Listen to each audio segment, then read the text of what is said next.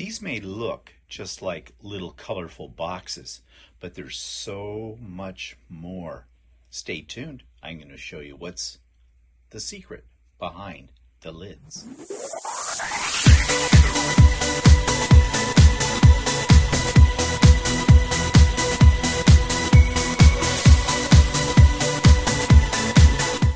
Good morning, everybody. It's Stephen here for Bland Designs and the Idiot Quilter. Welcome to my weekly vlog for Monday, June the 10th, 2024. And this is vlog number 363. So let's jump right into what I have been making. And I'll be talking more about this in more detail tomorrow on the Idiot Quilter. But this is, well, these are 6 of the blocks from the Eleanor Burns book, The Underground Railroad.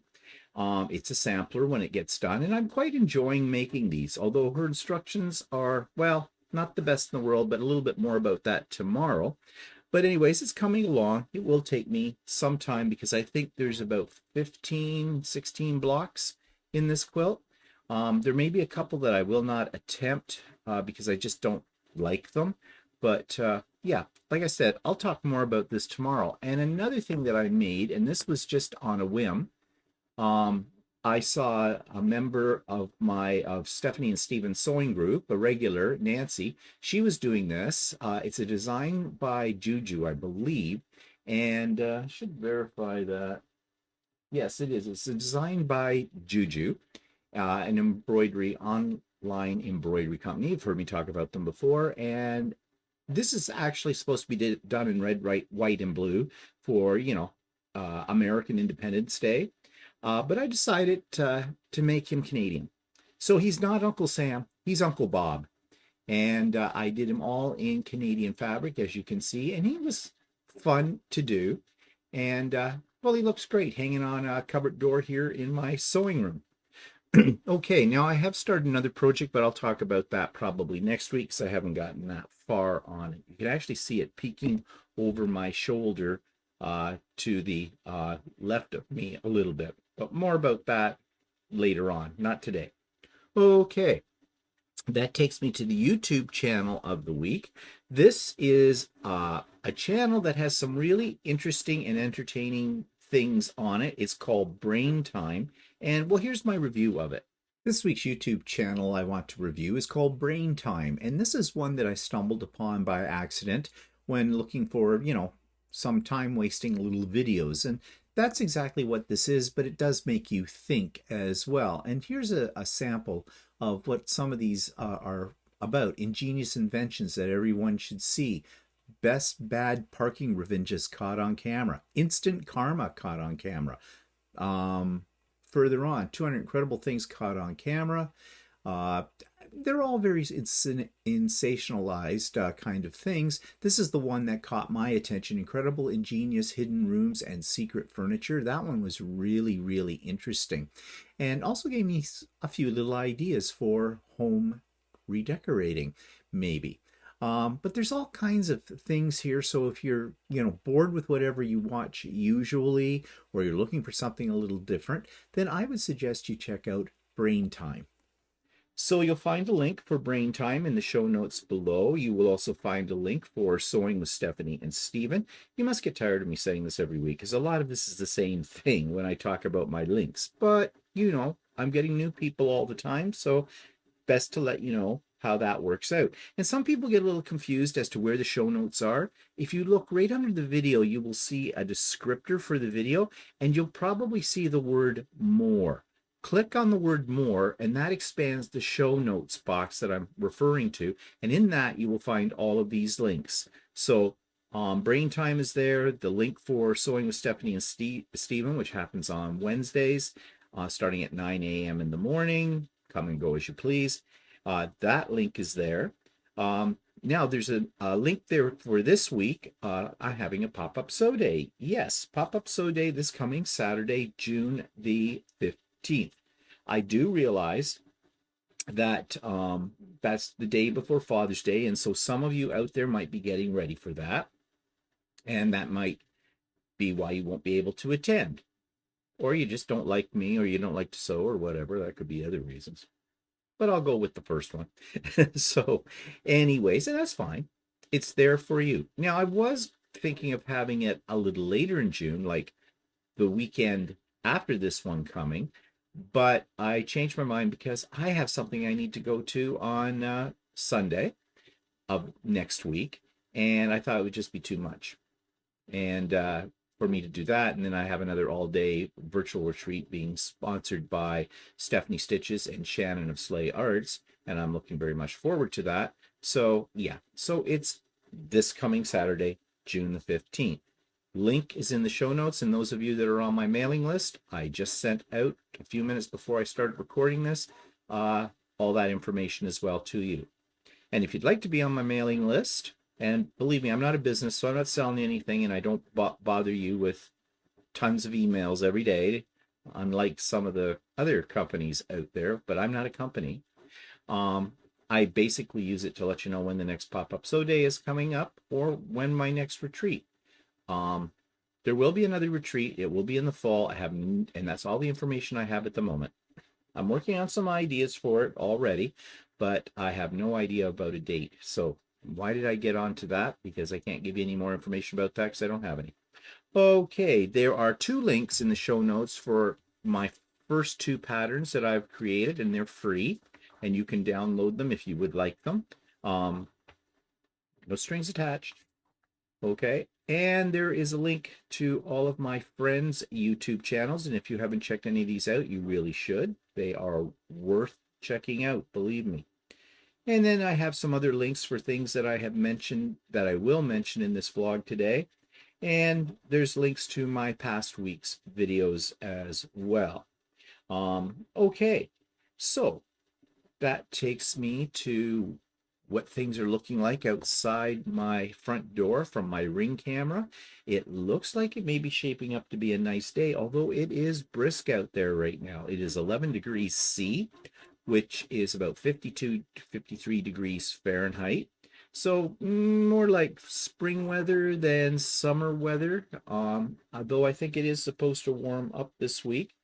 And I'm just looking at the forecast right now. They say it's 11, feels like, I don't know what that is, feels like 10, okay. Looks like it's going to be sunny, though, all day. Yeah. I don't see any rain in the forecast for today, so that's nice, because yesterday was a bit coolish and kind of dreary, and it was wet as well. So anyways, looks like it's going to shape up to be at least a nice bright day. Hopefully it'll get warmer. Yeah, it says the high is only going to be about 15 or 16 degrees, so there you go. All right, so that takes me to what's pissing me off this week. This is a dangerous topic, especially if you live in Canada. Okay, and I am referring to Canada in my little rant today because it has to do with cultures, multiculturalism. Some people, when you start to talk about people from other nationalities that are living in your country, people immediately assume that anything you say is racist and discriminatory. I am not being racist. I am not trying to be discriminatory. I'm just trying to make a somewhat, from my perspective, objective point of view. And can you ever be really objective? It's probably going to be a little bit more subjective. But anyways, what I am saying is that I am not trying to pull out a certain ethnic group or anything like that that's in the Canadian society and pick on them. I'm not doing that. But I've observed something, and I'm sure other people in Canada have as well. Now, yes, I'm an entitled white male, okay? Hate that title. Absolutely hate it. But that's one of the things in our culture, isn't it? All kinds of lovely labels that people in the culture want, in our society, want to give us. So, yeah. In other words, I do come from, we used to call it being middle class. Yeah, I'm middle class. I had a good job. I have a house. I don't owe anybody any money. I have a comfortable pension, comfortable retirement. Yeah, I'm one of the lucky ones out there. But is it luck? No, it isn't luck. It was hard work. to get to this point where I am now. It's just a shame that it took me most of my life to get here, but I don't regret any of it. So yeah, if that's what an entitled white male is all about, then yeah, I'm an entitled white male. But as such, there are things threatening our Canadian culture. We don't have one. That's the big threat. Now, I remember in high school in the 1970s, early 1970s, this was a big debate. What is a Canadian? And the pat answer for what is a Canadian is all people. Because in this country, we're one of the most multicultural countries in the world. Well, are we? Are we? That's the first fallacy. We were told that when we were kids and up there, and Canada sings the praises that we have all these different cultures that are living here in Canada and we're living peacefully and harmony and all that. Are we? No, we are not. Okay? So, what is a Canadian? Well, I have no idea. I consider myself a Canadian. Why? Because I was born here. And my father was born here. And my grandfather was born here. And my great-grandfather was born here. Pretty Canadian. And then other people want to argue with you about that. Well, no, there's no such thing as a Canadian, a native Canadian. We've all come from somewhere. Except, and they seem to forget this, they always say, except for the Aboriginal people, the Indigenous people. See, there's the other thing. Those labels keep changing too. So you're always afraid to, what do you call them? When I was a kid, they were Indians. Yeah, just saying. Okay, fine. There's another thing that's turned around. And you say nothing about the native people without being attacked because, you know, it is their land. Well, is it? There's going to be a lot of questions right now. Is it? Is it their land? They had to come from somewhere too. Did they just spring up out of the ground here in Canada, in North America? I don't think so. Yeah, they were probably here first for whatever way they got here. You know, maybe they had business class. I don't know. But they were here first. But why is that important? Everybody else came in here. So in a sense, I'm an immigrant to my own country, you know, because my people came, I think, from England, and I don't know where they came from before them because I have no idea. Okay, so I'm digressing a little bit here, but what I'm trying to point out is this. If our identity as Canadians is being multicultural, what does that mean? What are our descriptors? Well, people around the world have some descriptions for Canadians. Oh, yeah, on the nice side, we are kind, compassionate, friendly people. We welcome everybody to our country. We're very hospitable. We talk funny. We'll get about that later, if you caught that. We say sorry for everything. Well, that's very true. Okay, that's a stereotype, as is any thing you can say about any group on the face of the planet. There are stereotypes. What are the negative things? We're weak. We're pushovers. We let the rest of the world walk all over us. I don't know. We're not that intelligent. Maybe. We're not quick to act. Well, that's true. We aren't quick to act. If quick to act means like some of the other countries in the world that immediately grab their guns and blow people away. But we have a lot of different people in our society in Canada that make up Canada. So I'm going through an identity crisis, as all Canadians are. Who are we? Who are we?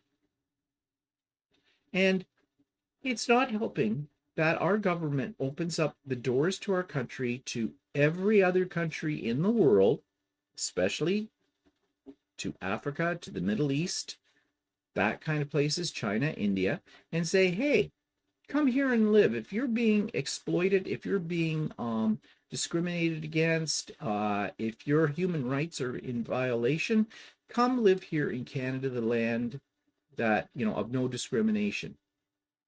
False. We have it. Come to Canada because we are a peaceful people. False. All you have to do is look at the news. We've got riots going on right now and protests that are getting very ugly, all caused by other things in other parts of the world. And you've heard me talk about that before. So what's the problem?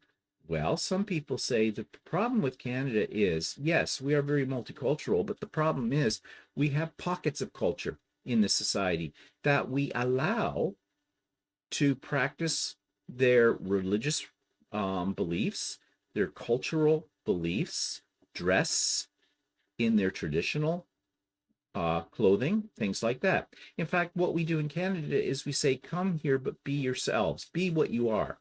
Don't be Canadian. You've come to our country. You keep your language. You keep your culture. You keep your belief system. And don't assimilate. Don't try to blend in to the Canadian landscape.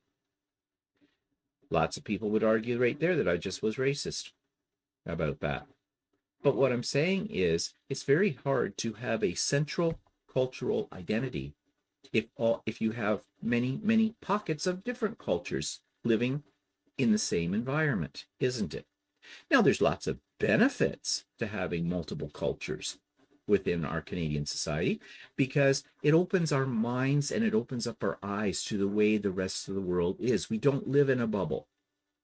I think out of many countries in the world, we have a very global perspective because of that. On the fun level, we get a whole variety of foods we didn't know exist out there. You know, you go downtown Toronto and you can have any kind of food from anywhere in the world without having to go to that country. And that makes life interesting. Art, crafts, people's creative talents are everywhere in this country, and they pull from the world. So we're exposed in many ways to, you know, how other cultures live, how other cultures think.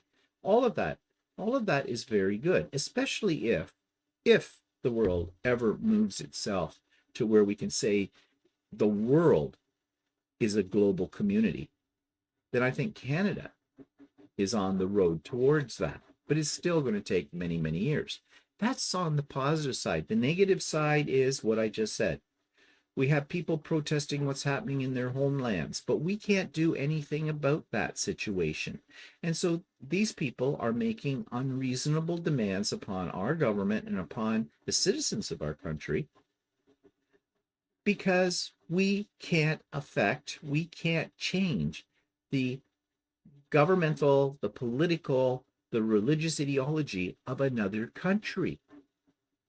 We wouldn't want them coming here or them trying to influence our government, would we? So why do we think we have the right to do that? And that's what I'm saying, because the people who are doing these protests and that have very strong cultural ties and belief systems. They're tied to the land they came from.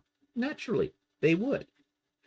But we allow them to express those concerns. And sometimes when they express them, they're not expressing them in a friendly environment. They're getting kind of hot under the collar and downright violent about it. I mean, after all, if you weren't born here in Canada, if you came here from another country, you came here for a reason. You came to get away from a situation that was not making you happy, and you were looking for a happier life, and you came to Canada for that. So why are you bringing your problems, your troubles, that kind of thing into this environment? Because that's tainting it for you. It's not making it better for you. It's making it worse, and it's making it worse on people who are in your environment that may not come from your cultural background. So I guess the whole bottom line is back to what is a Canadian, to Canadian culture and the whole bit. I don't think we have one yet. I don't think we'll have a Canadian culture until we see everyone in our country as Canadian. We separate out groups. We have Italian Canadians, French Canadians, Chinese Canadians, you name it, hyphenated Canadians. I think we need to get rid of the hyphen and just use the word Canadian, period. Will we get there? Who knows? I don't think we're going to get there anytime soon, though. I don't. Not until the world gets there first. And I think that's why we need to have aliens and we need first contact with them. Because then I think we're going to be starting to all think globally when we realize we're not alone in the universe. The truth is out there. Okay, moving on.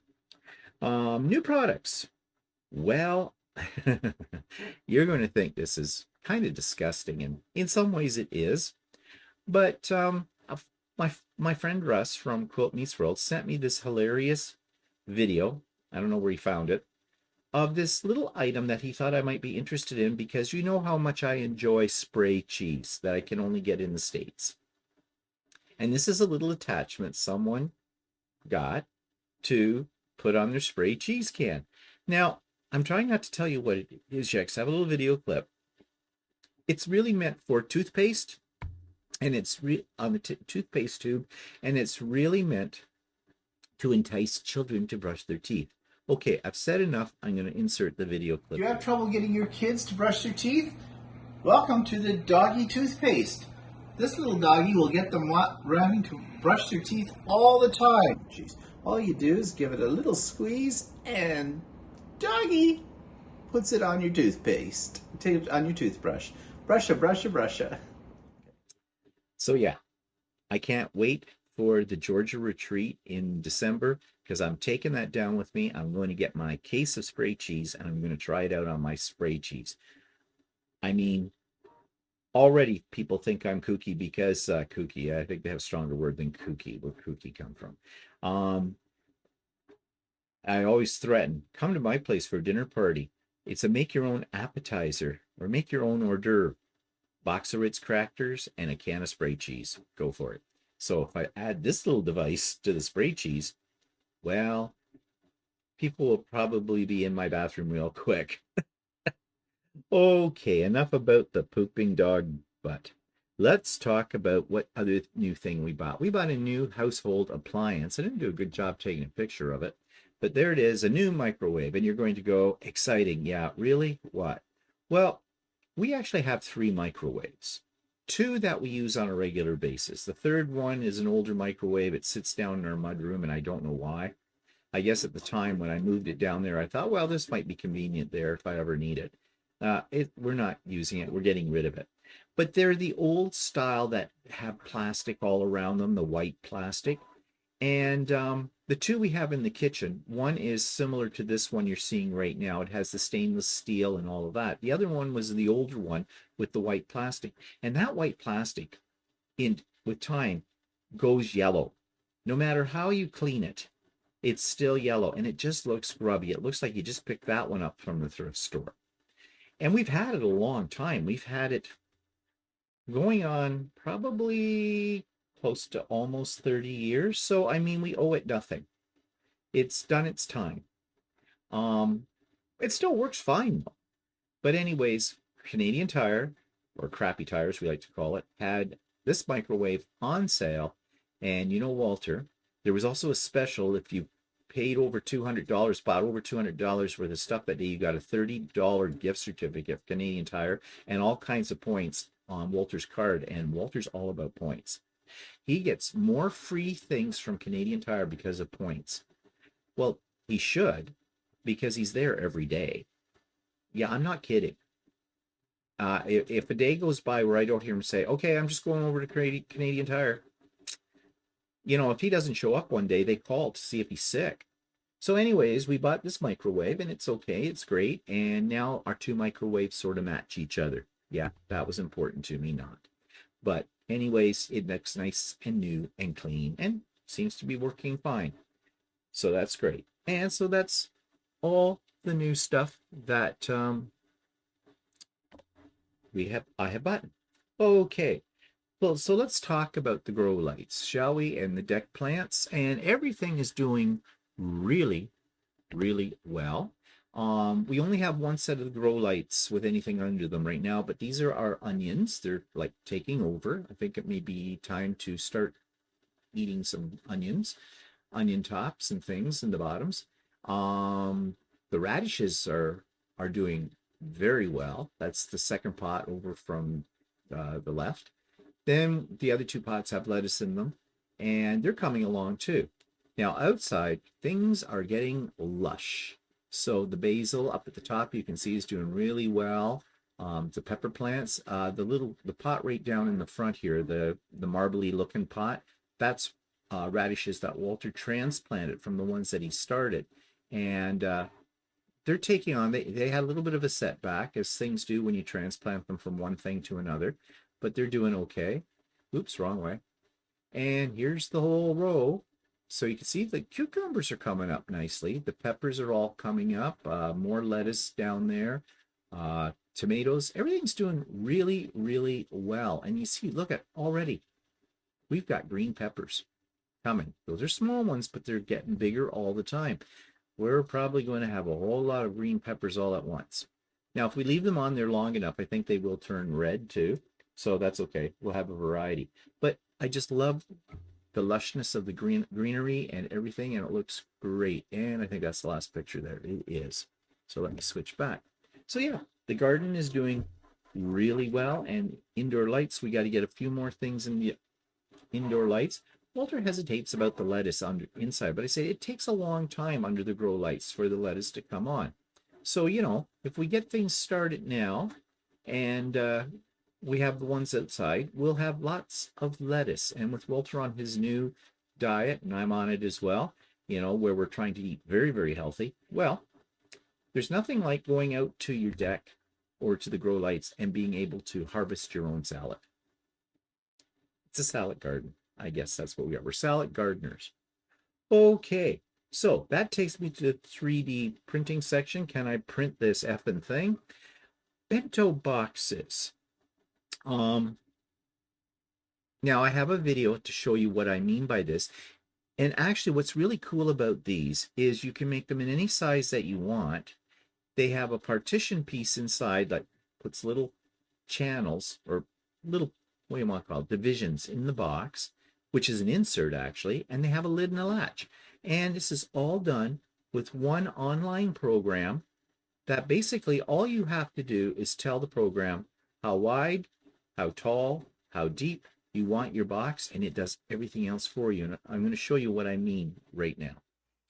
So these are what are referred to in the 3D printing community as bento boxes. And you can see there are two different sizes here that I created. And there's actually a program online that will create these for you automatically.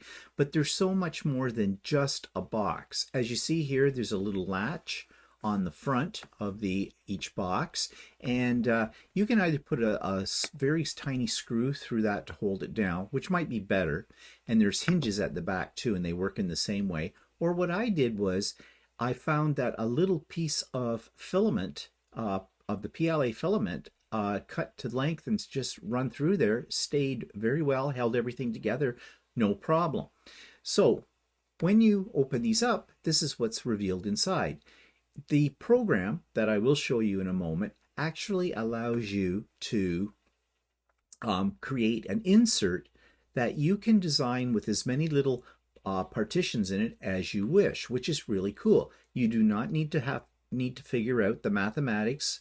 It does this for you automatically. It does that as well with the lid too and the latches. Now this one box, the big box, you can see that I did alter the program slightly in my slicer in order to create 3 trays that fit down inside the box. So there's tray 1, tray 2, and tray 3, which makes this really great for storing all kinds of little things in one compact box. This other one I designed when I'm taking apart my sewing machines. I put a little piece of painter's tape with the name of the area where the screws for a section of the sewing machine go and just drop them in here. And that's how I used it after it was made. That worked out really well. But there's all kinds of uses for something this size. You could store your miscellaneous nuts and bolts and screws and things like that in there. Sewing bobbins, sewing needles, whatever. It's endless possibilities because doesn't everybody love a box that you can store things in? And this one, as I showed you with that one, you can create multiple tiers of trays, and yeah, it can hold lots of things. So now I'm going to show you the program that this works with. The program is called Bento3d Design, and that's where you go to the website. This is what you'll see: a simple cube on a grid and some measurements on either side. So all you need to do is know your depth, your height, and your width of the box that you want. It's as simple as that. And so you do have to do it in millimeters. It is not convertible into inches, but there are lots of programs, if you're not comfortable with millimeters, on the web where you can plug in, you want 6 inches, it'll come up with the equivalent of whatever that is in millimeters. So let's just show here the depth of my box. Okay, all I have to do is go up or down, the bigger I want. So let's just put it at 190 just for the sake of this. And then the height of the box, you do the same thing. And the width of the box, same thing. So when you have all the dimensions of your box there, you just go to your grid. And now this is where you create your little partitions. There's a plus sign here, there's a plus sign here. If you click on this one once, you'll get a 2. If you push on it again, you can get as many as you want. Of course, they're going to get narrower. If you've got too many, just click on one, a trash can comes up, and you can eliminate it. Similarly, if you want these compartments to be subdivided, just click on the little plus button for as many little compartments as you want, and away you go. When you have this all done, and you notice I didn't have to put in any measurements or anything like that, then all you have to do is go up here to download. And yes, it is in Chinese or whatever that is. Shows you a little picture of what your box might look like with the partitions. This one's a little odd in its size, but that was just because I was demoing it for you and just arbitrarily picked numbers. So here is the partition. This is the outside box.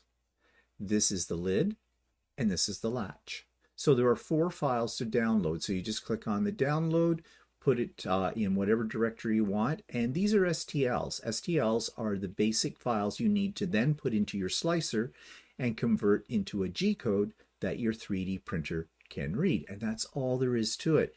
And if you want to do the custom layers, what you need to do is, this only gives you one of the inside insert, but you can easily put it in your slicer and size it to, to make it a little less deep. That's what I did with mine. So I could get more in one box. So you can alter it that way as well. But really simple, really fast, works really well. So I highly recommend it if you want to make some boxes that have partitions in them. Real easy to do. So that's pretty cool. I'm having a lot of fun making them. Okay, so on the weekend, we were at the Peony Festival, and I have a little video, of that to show you as well, a little bit later on today. There's a lot of little videos today. But one of the things were when we were at the Peony Festival, there was a booth. They had vendors there as well. Yes, they had peonies. More about that in a moment. But they had booths, and one guy was selling 3D printed objects, pretty much the same ones that I've made. A lot of the articulated, they call them articulated creatures, the dragons and things like that. His stuff looked good. So I wanted to know what he was using for a printer. So I went over to talk to him, and when I say him, the he was not there. It was his wife and his son, I believe, that were running the booth, and she didn't know quite as much about the process as her husband would have, but I asked her a few questions, and I have it here because I thought you might be interested, those of you that are 3D printing fanatics like I am. The prices were, wow. For some of the same items that I make, he was asking $60 to $80 for them. I think that's a bit much. I can't see why anybody would pay what he's asking for these things. Now, he does have an online store as well. It's called, what's it called? It's called 3D Forge Shop. So you can search for it, 3D Forge Shop, and you'll see he is Canadian, of course. But yeah, he did get me thinking about playing with the settings on my print. There are different, they call them a slicer. Slicer is what creates the model into a program that the 3D printer can read and do the prints from. And there are parameters in there that you can set, quite a few different ones. And I have hesitated from playing with them. I've played with one or two over time, but I think there's a whole world there where I can dial in better settings to get even better prints. So that's one of my next goals in my experimentation with 3D printing, is to really start playing around with those things and see what I get out of it. But anyways, here's my little video clip about 3D Forge Shop. Are those 3D printed?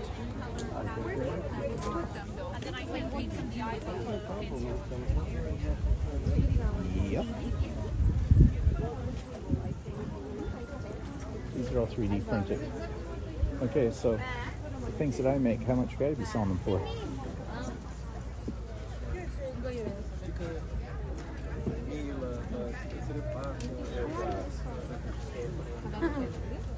Okay, so we're selling the things that I make for 25 bucks.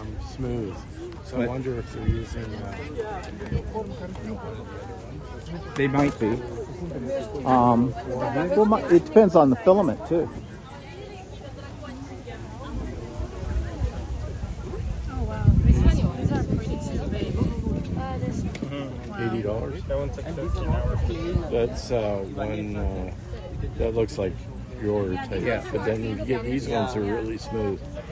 You see this? Yeah, I wonder what kind of printer they're using. Yeah. Are you gonna put the pictures online? Yeah. Well, you can also custom dial in. I usually just use the standard one, but if you dial it in and play around with it, you can do it as well. Excuse me, can I ask you what your printer is that you're printing those with? We have bamboos. Ah, you're using bamboo. Yeah. I use the Creality ones all the time, but I've been thinking about the bamboo. So, have you ever used a Creality one? We started with the Creality, yeah. And you like the bamboo better? Yeah, the Creality, we completely modded it and added fans and stuff like that. So yeah, the bamboo is much more easier to work with. And what about, I noticed your prints are very, very smooth. Are you doing a custom dial-in for that? Or? Yeah, there's all our own settings, yeah. Yeah. It's just trial and error, Trial right? and error. Oh yeah, Sure. I know. I've been doing it for years, but I have 4 of them. But but I just, they're very nicely, they're nice and smooth. I like that. Yeah, my husband is the technical person. I'm just a flip the plate, pick the color type of thing. Right, and what kind of filament are you using? Are you using PLA or? Well, these ones are a PLA and these ones are a PLA silk. Oh, okay. Yeah, and then the big dragon is an ASA, so it's meant to go outside in the weather Yeah. and the UV and Yeah. stuff like Yeah. that. Yeah. Great. Thanks for the information. No problem. Some kind of like nuts and like fruits in it. Yeah, they're very nice. Put it as a decoration. I'm gonna have to play with my settings more. So, as I said, that stand, that vendor was at the bigger event, the Peony Festival. We have it once a year here in the city that I live in. And it's always, if you're into flowers, it's always a great thing to go to because the peonies are beautiful. And they have competition for, best peony or something, best arrangement of a peony, whatever. Oh, look, I put it in a bottle and it's wonderful. Got first prize, whatever. But it's an event. So I thought you might be interested in coming to the event with me. So here's my video about that. Now, this video runs about 10 minutes. So, you might want to get a cup of coffee for this, or you might want to just fast forward through it if you're not interested in peonies or whatever. So, we are at an annual event that happens in Oshawa this time of the year. It is the Peony Festival.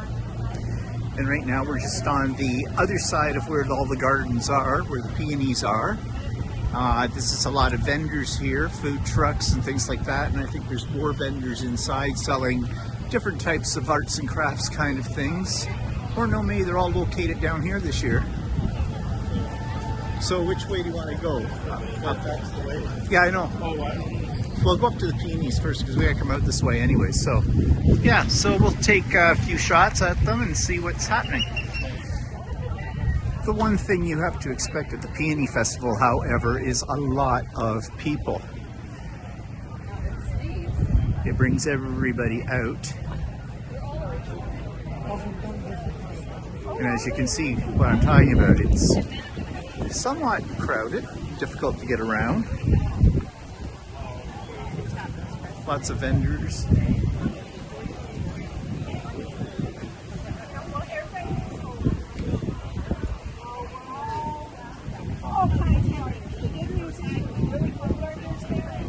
Now peonies are all over there. In fact, maybe we should walk over that way. You're taking a picture?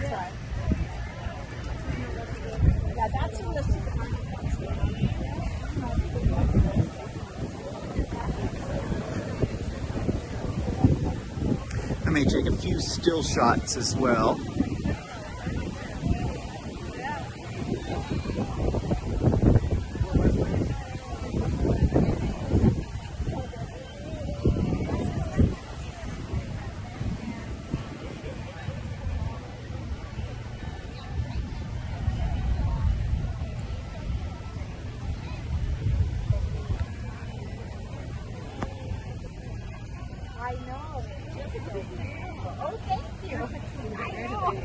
How long does it take you? Yeah. Well, one of the problems too is it's so crowded is everybody's taking pictures of it. And this does bring out the Asian community every year. I think they have something for peonies. I think it's just because it's free. Could be.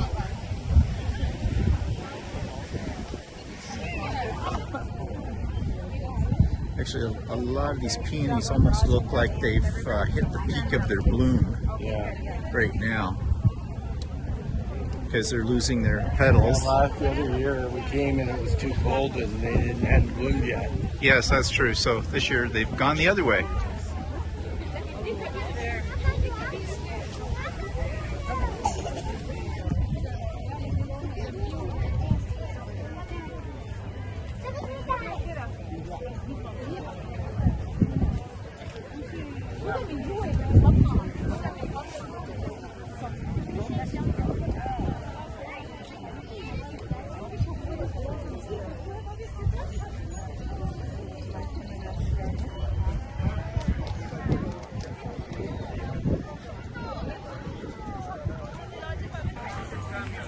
Okay, so I lost Walter for a few minutes, but I found him again, so my plan didn't work. I'm going to put a leash on you. You just, 1 minute you're there, next minute you're gone somewhere. Now in the arena that's on this property here, they usually have displays of things in there. There's awards given. Because they have competition for, I guess, you know, best flower arrangements, peonies, things like that. And they probably have bonsai trees as well, because they have a lot of that, which might be another reason why the Asian community comes out to this kind of thing as well, since that is something they're definitely famous for.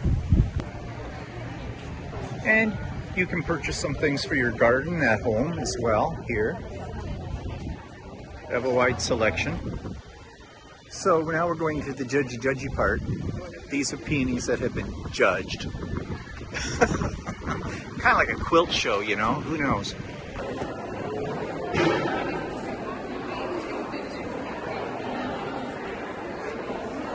Some floral arrangements over here.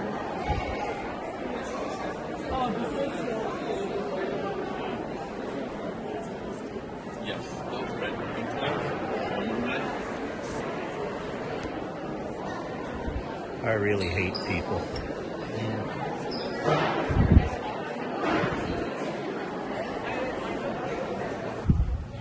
Okay, so that was thrilling. Now we're going to go down and see what people have for sale. Lots, I think, very curious things, like right over here, all your trellis needs. Hey, you were talking about that one tomato plant. There you go. Yeah, well, those might be overkill.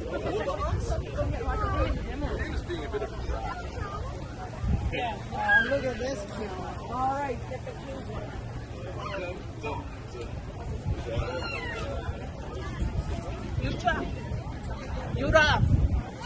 15% off all show items this weekend.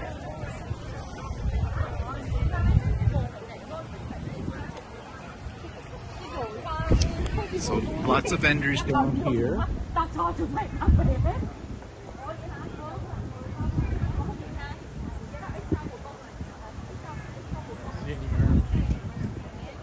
'No, I saw the living room though. They were there at the beginning.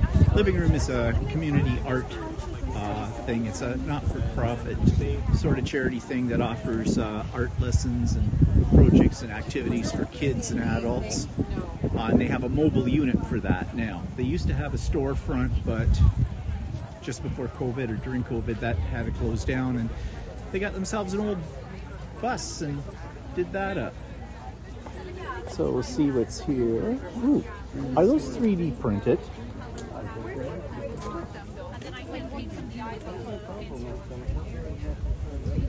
Yep. These are all 3D printed. Okay, so the things that I make, how much would I be selling them for?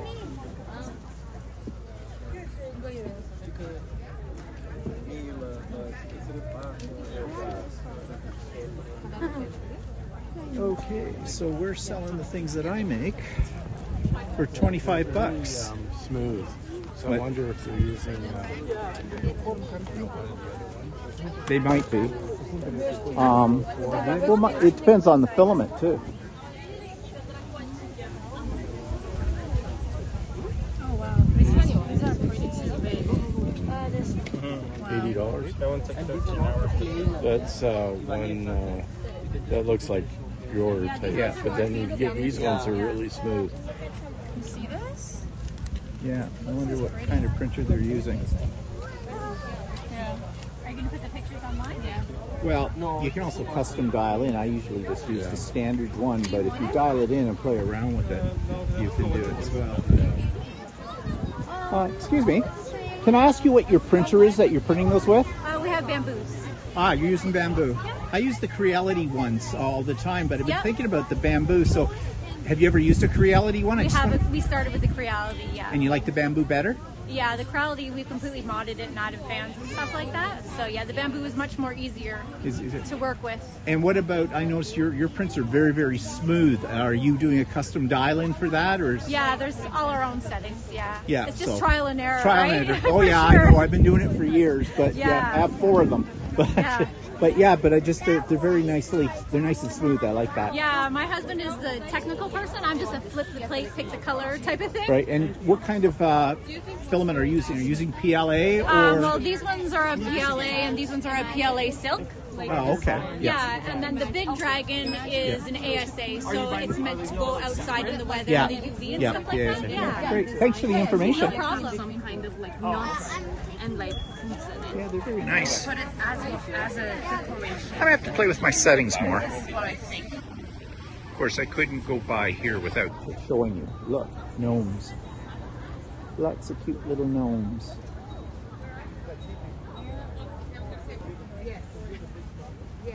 And more gnomes. We do have a store, sir. Yeah, you have a store? Pickering, you can come and see us. Yeah, sure. Yeah, I don't want to be on camera either. Okay, that's okay. You're not. Don't worry about it. Millinery alterations. Okay, where are you? Where's your store located? Pickering Parkway and Brockwood. Oh, okay. You know the area? Yeah.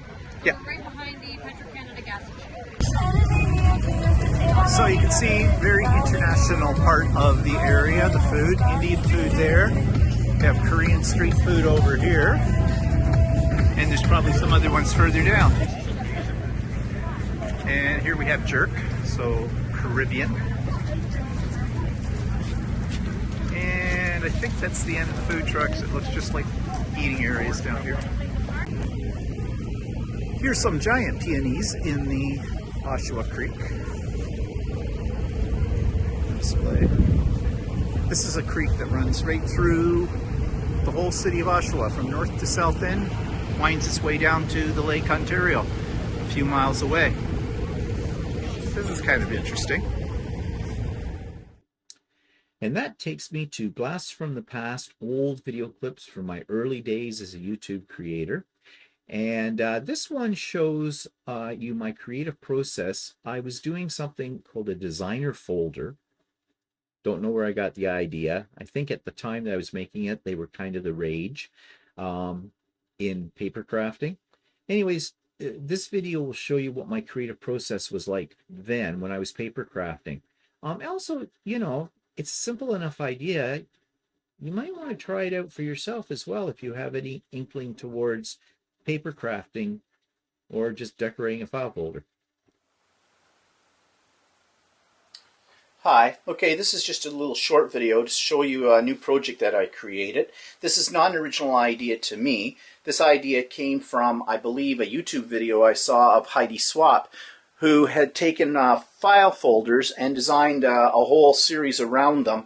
I called them designer folders. Now, this in itself is the shape of a stylized file folder, but it's not actually a file folder. I thought that maybe I would just take an ordinary file folder and cover it with paper and do what I'm about to show you that I've done inside it. But then I got thinking about it and thought, well, file folders are kind of boring. They're pretty standard, so why not dress it up?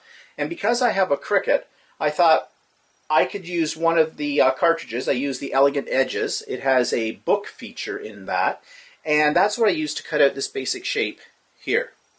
What I did was I designed everything that you're about to see for this folder all on the Cricut, and then I cut it out. The first thing I did was I created a prototype just out of plain paper. I didn't want to waste my good colored paper, and here it is here. And this is where I did my experimentation with what was going on inside. You can see I've made my notes on here as to what the different cuts are, and that's all in my Cricut file. So if I want to reproduce this at any time, it's going to be very easy because I can just go into each of these patterns, cut them out in whatever paper I wish, and put the whole folder together. So I really recommend that when you're trying to design something for the first time, that you do this. You create a prototype on cheap paper so you can play around with it, and it's not going to cost you anything, and you're not messing up all your good papers. And then once you've got it perfected, then you can go ahead and do it on the good paper, as I've done here. So let me just take you through this. First of all, the cover. See that it opens up and we have some things inside it all. And then the back. Now, those of you that have seen some of my other videos know that I talk a lot about when I make covers for my albums, for example, to make them just a little thicker, that I do sort of a lamination process. And what I mean by that is I often take a very thin piece of cardboard and the paper that I'm going to use, I run it through my Xyron. That makes it sticky. I apply a front and a back page to the core piece of cardboard, and then I run it through the Cricut machine and cut it. And I find that makes it a little stiffer.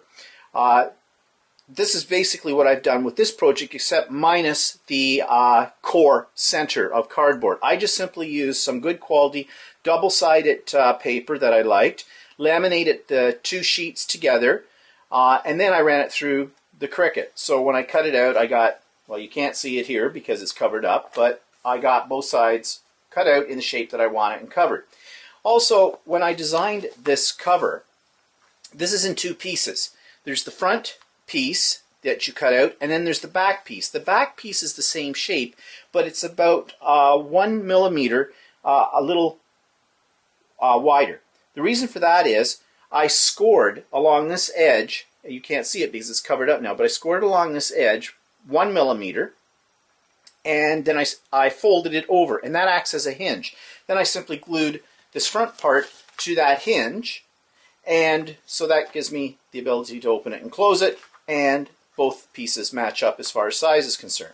Now, on the cover of this paper was really nice paper. Couldn't tell you who made it, but I like it. Might be from a Recollections collection. I can't remember. And as you've heard me say on other videos, I don't care, really. I bought the paper.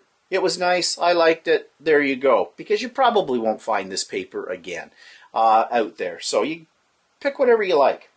I used a couple of Prima flowers that I colorized. They were white originally. I sprayed them with glitter mist, my own creation of glitter mist. And I should say it's not my own creation. I found the recipe on YouTube for that. And a brad in the center of each one and stuck them on there with a pop dot. Away we go. Now, inside. And I hope I've got it all in frame. Let me just pull it down a little bit more than this. I'd really like somebody to do a video on how they do videos, because I keep experimenting with different ways to get these at a proper angle so you can see it. So hopefully it's all in the shot now. Alright, so what do we have here? I created a pocket. I'll just take these out for a moment so you can see the pocket. This is the pocket. Again, same basic shape as the cover and the back cover. I just made it slightly narrower, glued it to the hinge area here at the fold, glued it on either side, and now we have a pocket. And in that pocket, I have some tags. And I tried to use basically the same shape design for this, as you'll see, just in different sizes. So, you know, basically this is this design, just cut and made into a tag. And that's double-sided. And they fit right in here. So the idea is these tags could be for journaling, they could be for pictures, whatever. Alright, put a little piece of ribbon in each one to make it stand out. It looks nice when it's closed because you can see the ribbon along the edges. Alright, let's open it up. Okay, on this panel, I created a little framed plate. This could be for a picture, this could be for journaling. I used a shape that's very close to the same basic shape. So this whole album's created with only two basic shape cuts. And I just changed it to different sizes and stuck it on here. Now, you probably can't see it in the camera, but just to make it stand out a little bit more, I often do some inking around the edges of anything that's going to be a frame or a plate, just to make it stand out. But this time, I decided not to bother with the inking, and I simply took a black marker, fine tip black marker, and just did a faux stitch all the way around, just to make that stand out a little bit more. Don't know if that's coming up on the camera. Down here is a little plate, and you'll see these in these folders when I get to them. Again, I did some faux stitching around it. This could be for a title, this could be for a little piece of journaling, whatever. And then I created a little mini book in here using, again, this basic shape that I used for the back and front cover. Just made it a little smaller and doubled it up, and then I stitched it with a ribbon through here and out. I punched 3 holes, pulled the ribbon through, tied it in a knot, and then I put another piece of paper, a little smaller cut, same shape, just to give a background on the page. Okay, so that's that side. This side is sort of a flip type of album. Again, the same basic shape as the back cover and the front design, except made a little narrower and turned on its side. And I made each one progressively longer than the one before it so that I could glue them together and they'd flip up. Now you can see on each one of these I've got a place for probably a picture, and I've got some journaling plates. Again, I used the faux stitching around here. So you can get quite a few pictures in this if you want it. You can get what? 1, 2, 3, 4, 5, 6, 7 pictures in this little flip album that's happening here. Up here, I lined them all up. I glued each one on top of the other, and I scored along each one about a ½ an inch. And so now that I have that hinge, so it just flips up, and you can do whatever. So that's the whole album or folder. I'm thinking this might be a great little design for a creative album. You know, I could see sticking notes to myself in the pockets on here. Pictures of designs that I come across that I want to try in the near future, that kind of thing, whatever. Or this could be for keeping your memories, pictures, whatever. A really quick and fast album. Once I had it designed and the templates already designed on the Cricut, cutting it out, gluing it all together, took no time at all. You can make this, after the initial design, probably in about 2 hours, depending on how wild you want to go with your embellishments. And I think this might make a really unique gift for somebody as well. Or put a birthday card in here, and or put it on the outside of it or on the tag inside. It makes a really great creative card. Whatever. So I hope you like that. And like I said, not my original idea. I just took Heidi Swap's idea and just did my own thing with it. So it takes me coming to the end of today's vlog. This one's probably a long one with all the video clips. We'll see once I get it compiled. You already saw the Peony Festival. I redid my pressing area in my sewing room. I added a cupboard, cleaned it all up. It's much neater now, much more. It was getting cluttered, really cluttered. So tomorrow on the Idiot Quilter, I will show you more about that, talk a little bit more about that process as well. And yeah, what's coming up? Pop-up Sew Day on Saturday, as I already said. So, if you're interested in that kind of thing, hope to see you then. Okay, so that's it for this week. Hope you have a good week, and we'll talk to you later. Don't forget to tune into Idiot Quilter tomorrow. Bye for now.